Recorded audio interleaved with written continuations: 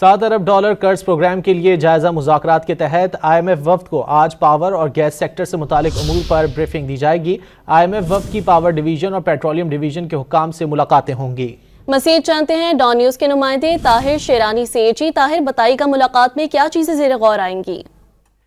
جی دیکھیں، جو رواں مالی سال کی پہلی ششمائی ہے جولائی سے دسمبر 2024 کے دوران جو پاور سیکٹر اور گیس سیکٹر میں جو اصلاحات شروع کی گئی ہیں اس پر عمل درآمد سے IMF وفد کو آگاہ کیا جائے گا، اور IMF وفد کے ساتھ جو گیس اور پاور سیکٹر کے لیے جو اہداف مقرر کیے گئے تھے اس پر پیش رفت رپورٹ IMF وفد کے ساتھ اس کا تبادلہ کیا جائے گا۔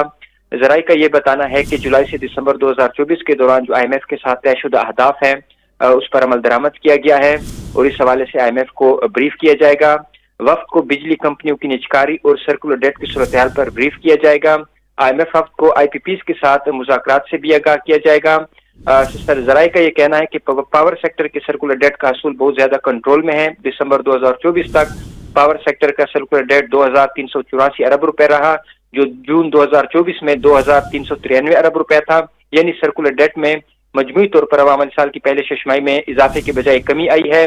پہلے مرحلے میں جو 3 بجلی تقسیم کار کمپنیاں ہیں جس میں IESCO، فیسکو اور گیپکو ہے، ان کی نجکاری کی جائے گی، اور اس حوالے سے جو مالیاتی مشیر کا تقرر ہے وہ کیا جا چکا ہے، اور اس حوالے سے IMF کو آگاہ کیا جائے گا۔